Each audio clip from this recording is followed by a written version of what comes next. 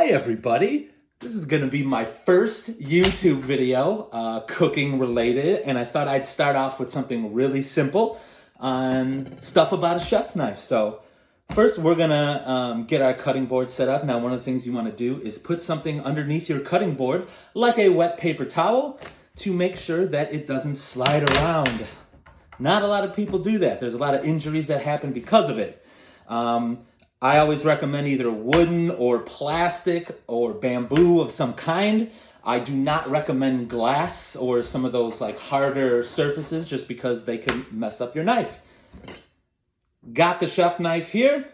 One of the things I look for is metal all the way through the handle with rivets. I also like, some have a sharp kind of edge here where you could see on here, this is definitely a fatter little edge, which is a little more comfortable for my hand.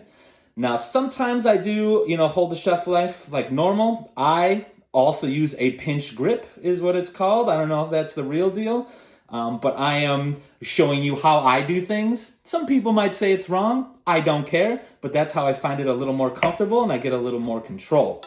One of the things about a chef knife that a lot of people get wrong is, first of all, it needs to be extra sharp. You are more inclined to cut yourself with a dull knife than a sharp knife because the knife may slip a lot easier as opposed to going through.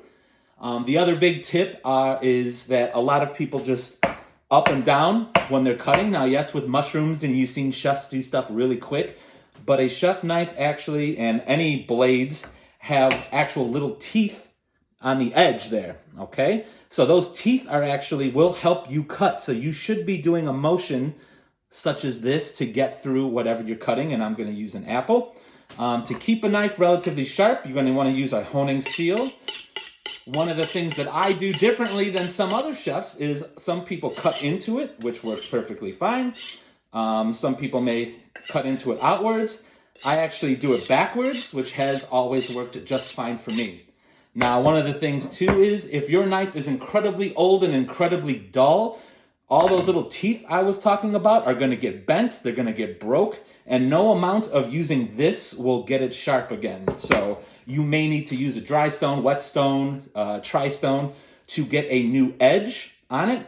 One of the things you can obviously do to test how sharp it is you run your finger across and you feel a little resistance. Your fingers are going across those teeth. Now, if you sharpened it or honed it more on one side than the other, all those teeth are actually bent one way, so you'll feel more resistance on one side than the other. Also, if you're not comfortable with the knife, don't handle it like me. Keep your fingers away from the blade at all time. So, we sharpened our knife. Got that. I'm just going to use an apple. As you can see, I cut through. Now, this knife is sharp enough where if you go up and down, it will work. But you saw the resistance, how much easier it is to cut something that way. And I'm simply, as long as you can see, I'm going to cut this for you.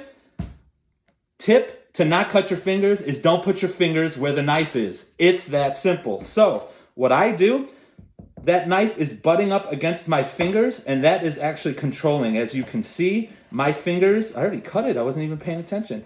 My fingers are not going to be underneath the blade in any capacity. So that's how you know you're doing it right. And then simply go to town. As you can see, the rocking motion, stuff shooting left and right, like so. Okay, all about the same size. I still got it, but just make sure, like I said, you have a sharp knife, you cut all the way through, you let the knife do the cutting, and you should be good to go. So there is video number 1. Hope you all, I don't know what YouTubers say, subscribe or sub or whatever, and hopefully I'll have some more videos coming soon. So enjoy, cook a bunch of stuff, rock and roll. Chef Mike out.